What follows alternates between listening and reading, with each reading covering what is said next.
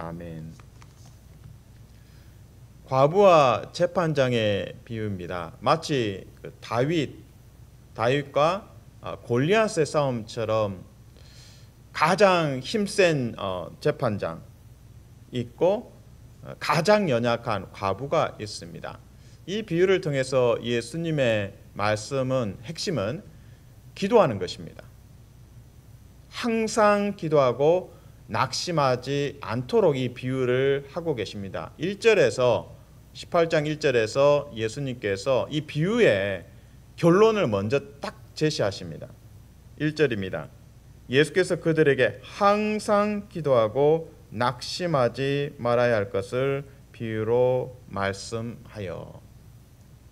흥미로운 점은 누가복음 18장 전체가 힘 있는 자와 힘 없는 자의 대결 구도로 이루어지고 있습니다. 대조가 계속 이루어지고 있습니다. 그래서 재판장은 가장 힘 있는 자이지만 과부가 가장 사회적으로 밑바닥에 참 힘없는, 근데 이 과부의 기도를 통해서, 간청을 통해서 이제 기도의 모델을 우리가 배우게 됩니다. 이뿐만 아니라 이제 18장을 자세히 들여다보면 이어지는 이제 이야기가 종교 지도자, 이제 힘 있는 자죠. 그리고 세리, 멸시, 모욕을 받는, 그러니까 유대 사회에서 가장 이제 밑바닥에 위치하는 이제 세리의 기도가 나옵니다. 그러니까 바리새인의 기도, 세리의 기도, 이게 연약한 자의 기도를 들으시는 그 세리의 불쌍히 여겨 주십시오. 그래서 연약한 자에 이제 초점이 맞춰져 있습니다. 그래서 과부에 이제 초점을 맞춰서 기도하라, 연약한 중에 기도하라. 그리고 세리, 또 사회적으로 밑바닥 인생, 그의 기도를 또 받으시는 예수 그리스도.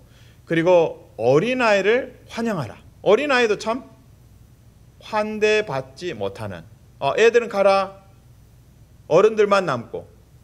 그래서 어린아이를 또 이렇게 환대하시는 예수님이 또 말씀 가운데 등장합니다. 이어서 또 연약한 자의 부류로 18장 마지막에 이제 맹인들이 등장합니다. 맹인들이면 뭐 장애인이고, 또 그 당시 사회도 그렇고 지금도 그렇고, 예수님 당시나 지금이나 맹인들은 직업을 갖기가 참 힘듭니다. 이제 뭐 현대 사회의 맹인들이 뭐 마사지나 이렇게 하시는 분도 계시지만 참 쉽지 않습니다. 그래서 한마디로 누가복음 18장에 등장하는, 마지막에 등장하는 맹인은 이제 구걸하면서 살아가는, 그러면서 치유받고 싶고 다시 보고 싶고, 그래서 예수님께 불쌍히 여겨 달라고 이제 간구합니다. 그래서 누가복음 18장에는 연약한 자들의 모임입니다. 연약한 자들의 기도, 과부의 기도를 들으십니다. 그리고 뭐 과부의 이제 비유죠. 비유적으로 과부처럼 힘없는 자, 그것을 이제 구체적으로 설명하는 게 18장의 이제 세리, 어린아이, 그리고 맹인입니다. 근데 우리가 이제 18장에서 연약한 자들의 기도를 들으시는구나, 하나님께서 들으시는구나 깨닫습니다. 근데 이 연약한 자 구체적으로 누굴까? 바로 18장을 잘 자세히 들여다보면 베드로가 등장합니다. 그리고 베드로의 삶 속에서의 헌신, 하나님 나라를 위해서 우리가 다 버렸습니다. 그래서 베드로와 다른 제자들의 상황이 어떠하다고요? 과부 같은 처지입니다. 가진 게 없어요. 자랑할 것도 없고, 그냥 가진 거는 하나님 나라의 복음입니다. 베드로에 대해서 28절에 나옵니다. 그리고 예수님의 응답, 베드로의 질문과 그리고 예수님의 응답이 29절 30절에 나옵니다. 28절, 베드로가 여짜오되 보옵소서, 우리가 우리의 것을 다 버리고 주를 따랐나이다.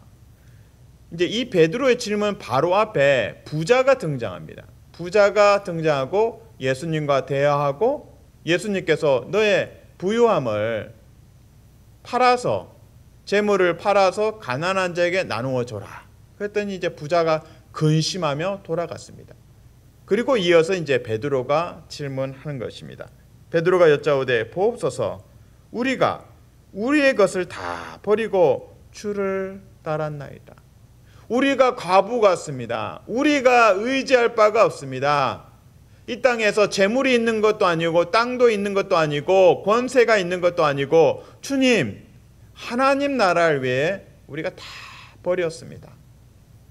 예수님의 답변입니다. 29절 30절 이르시되 내가 진실로 너에게 이르노니 하나님의 나라를 위하여 집이나 아내나 형제나 부모나 자녀를 버린 자는, 그러니까 버렸다라는 표현이 또 나오죠. 베드로가 우리가 다 버렸습니다. 예수님께서 그래 너희가 버렸구나. 30절 현세에 여러 배를 받고 내세에 영생을 받지 못할 자가 없느니라 하시니라. 현세에 여러 배를 받고 내세에 영생을 받지 못할 자가 없느니라 하시니라. 그래서 영생에 대해서 말씀하시면서 그렇구나, 마지막 때에 생명의 면류관이 주어지겠구나, 제자들에게, 성도들에게 주어질 것입니다. 그러나 이제 멀리 있어 보이죠.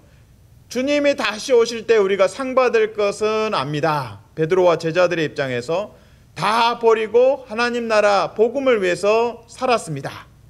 보상이 어디에 있습니까? 종말의 때에 주실 거죠. 그러나 그것만 바라기에는 오늘 배고프고 오늘 춥고 오늘 고달픈 겁니다. 그러니까 오늘을 어떻게 살아갈 것인가, 바로 과부와 재판장의 비유를 통해서 항상 기도하고 낙심하지 말라고 말씀하십니다. 그래서 이 과부는 누구인가라고 할 때 18장 전체 본문을 통해서는 제자들, 성도들이 과부 같구나. 하나님 나라를 위해서 헌신하고 시간을 투자하고 헌금을 하고 재능을 사용하고 삶을 헌신하는데 누가 알아주겠습니까? 기도하는 거죠. 기도 가운데 하나님을 만나야만 위로받을 수 있고 천국의 소망이 차고 넘칠 수 있습니다. 사랑하는 성도 여러분, 축복합니다. 하나님 나라를 위해서 헌신하시고 그 속에서 마지막 때에 상이 있을 것입니다. 그러나 오늘을 살아가면서 주님, 나의 이 헌신에 대해서 주님의 응답은 무엇입니까? 기도하는 것입니다. 기도하는 시간이 복되다고 말씀하시죠. 기도하는 시간에 생명의 면류관을 만져보는 거죠. 하나님 나라의 복됨을 만져보는 시간이 기도의 시간입니다. 축복합니다. 기도하실 때마다 하나님께서 여러분에게 긍휼을 베푸셔서 하나님 나라의 복됨을, 그리고 하나님 나라의 상속자됨을 계시하여 주시고 위로하여 주시기를 주님의 이름으로 축복합니다. 아멘. 오늘 누가복음 18장 과부와 재판장의 비유입니다. 그러나 확장해서 보면 18장 전체를 보면 연약한 자들을 향한 메시지입니다. 세리, 어린아이, 그리고 맹인, 그리고 또한 하나님 나라를 위해서 모든 것을 다 버린 과부와 같이 가진 게 없는 연약한 제자들과 성도들을 향한 메시지입니다. 항상 기도하고 낙심하지 말라고 말씀하십니다. 근데 흥미로운 것은 이 누가복음 18장 바로 앞에 보시면 바리새인이 이런 질문을 합니다. 하나님 나라가 언제 임합니까? 하나님 나라가 언제 임합니까? 그래서 예수님께서 대답하십니다. 하나님 나라는 너희 가운데 있다. 이 말씀은 좀 오해의 소지가 많습니다. 왜냐하면 만약에 제자들이 하나님 나라는 언제 임합니까? 했을 때 예수님께서 그래 제자들아, 하나님 나라는 너희 중에 있다 하면 맞는 말이죠. 복음이 있으니까 천국 복음 안에서 하나님 나라를 경험하는 거죠. 그러나 바리새인들이 질문할 때 읽어드립니다. 바리새인들의 질문 20절. 바리새인들이 17장 20절. 바리새인들이 하나님의 나라가 어느 때에 임하니까 묻거늘 예수께서 대답하여 이르시되 하나님의 나라는 볼 수 있게 임하는 것이 아니요. 21절. 또 여기 있다 저기 있다고도 못하리니 하나님의 나라는 너희 안에 있느니라. 너희 안에 있느니라. 너희 마음이 아니고요. 바리새인들 종교 지도자들의 마음이 아니라 너희들의 주변에 있다라는 거예요. 누구를 통해서요? 제자들을 통해서. 제자들을 통해서 천국 복음이 전파되면서 하나님 나라가 이미 여기 와 있음을 제자들과 그리스도인들이 선포하는 것입니다. 오늘 우리는 17장에서 바리새인의 질문을 듣습니다. 하나님 나라가 언제 임합니까? 예수님께서는 대답하십니다. 제자들을 통해서, 헌신된 제자들을 통해서 하나님 나라의 복음이 선포되며 병든 자가 치유되며 죽은 자가 일어나며 나병이 치유되며 하나님 나라가 여기 있다. 귀신들이 내어 쫓김을 당하고 하나님 나라가 복음과 함께 여기 있다라고 말씀하십니다. 그러면서 예수님께서는 인자가 오실 날에 재림에 대해서 이야기합니다. 누가복음 17장에 하나님 나라, 그 하나님 나라의 완성, 그 재림에 대해서 이야기를 합니다. 인자의 날, 인자의 날, 인자의 날. 누가복음 17장 후반을 채우고 있는 메시지입니다. 자, 그러면 우리는 이제 두 부류의 사람을 만납니다. 누가복음 17장에 하나님 나라가 언제 옵니까? 종교 지도자 바리새인의 질문입니다. 그리고 18장에서는 베드로의 고백입니다. 우리가 하나님 나라를 위하여, 하나님 나라의 복음을 위하여 우리가 다 버렸습니다. 예수님께서 영생을 약속하십니다. 그러면서 과부와 재판장의 비유가 이 중앙에 들어있는 거죠. 바리새인의 질문 하나님 나라, 베드로 하나님 나라, 그 두 질문 사이에 18장 이 전반부에 과부와 재판장의 비유가 끼어 있습니다. 이 땅에서 과부처럼 연약하고 사회적으로 최약자와 멸시와 천대와 박해를 받는 제자들입니다. 그들이 하나님 나라의 도래를 바라보고 생명의 면류관 주님이 오실 그날을 재림을 기대합니다. 그러나 오늘 내가 살아갈 수 있는 제자들에게는 오늘을 살 수 있는 힘이 필요합니다.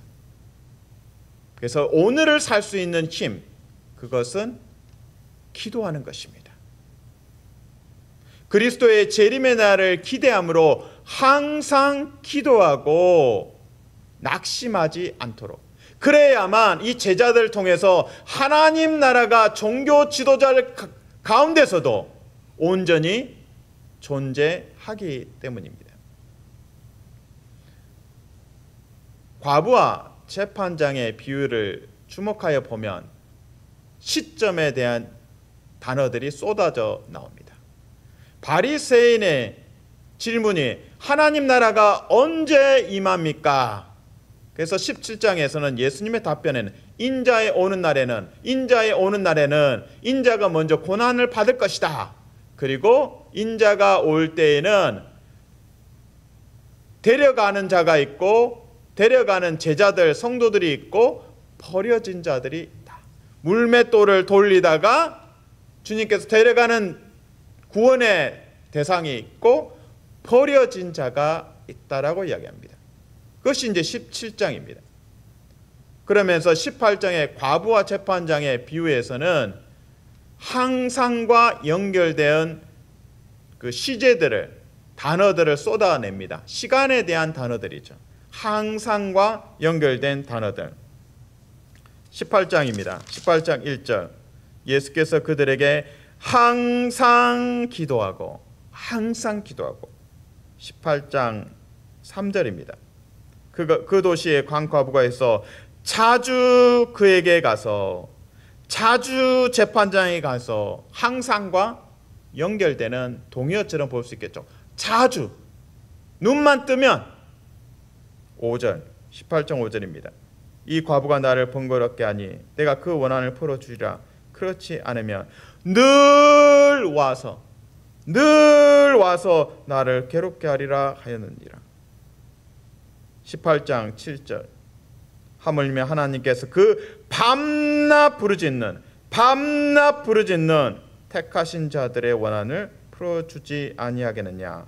그들에게 오래 참으시겠느냐. 18장 8절 내가 너희에게 이르노니 속히 그 원한을 풀어주시리라. 속히 그 원한을 풀어주시리라. 그래서 하나님 나라의 도래를 바라보며 제자들은 천국 복음을 전파합니다. 그래서 종교 지도자들까지도 천국 복음을 들으면서 하나님 나라가 여기 와 있다는 것을 깨닫게 될 것입니다. 그러나 그 재림을 기다리는 제자들과 성도들의 입장에서 오늘 하루를 연명하고 살아가는 것이 참 고단합니다. 오늘 하루를 능력으로 체험받는 비결, 그것은 기도하는 것입니다. 항상 기도하는 것이고, 자주 기도하는 것이고, 늘 기도하는 것이고, 밤낮 기도하는 것이고, 그 속에서 속히 응답하시는 바로 오늘 그리스도의 여기 계심을 말씀을 통해서 체험하고 위로받고 용기를 얻기 때문에 오늘도 제자들은 종교 지도자들 가운데, 마음이 강팍한 자들 가운데 가서 복음을 전할 수 있습니다. 말씀을 맺습니다. 기도에는 능력이 있습니다. 기도를 통해서 우리는 하나님의 살아계심과 사랑하심과 위로하심과 인도하심과 보호하심을 경험할 수 있습니다. 기도의 자리로 날마다 나아가서 엎드릴 때마다 그 기도의 복됨을 경험하시며 하나님 나라의 복음의 용사로, 제자로 쓰임받기를 주님의 이름으로 축복합니다. 아멘. 하나님 감사합니다. 제자의 삶이 과부와 닮았습니다. 너무나 연약합니다. 베드로의 고백처럼 우리가 하나님 나라를 위해서 다 버렸습니다. 복음을 위해서 수고하지만 오늘 그들의 마음은 허전할 수 있고, 그들은 배고프고, 그들은 추위에 떨고, 그들은 박해의 피해자가 될 수 있습니다. 그러하기에 제자들은 과부처럼 항상 기도하고 밤낮으로 기도하고 늘 기도하고 자주 기도함으로 그 기도 속에서 예수 그리스도의 현존하심을 경험하며 새 힘을 얻어야 합니다. 주님, 우리 교회를 축복합니다. 우리 교회 위에 기도의 영을 부으사 기도 속에서 하나님을 터치하는 복됨이 있게 하여 주시옵소서. 그래서 복음을 위해서 다시 밖으로 나아가며 내일을 소망하는 복된 교회 성도되게 도와주시옵소서. 예수님 이름으로 기도합니다. 아멘.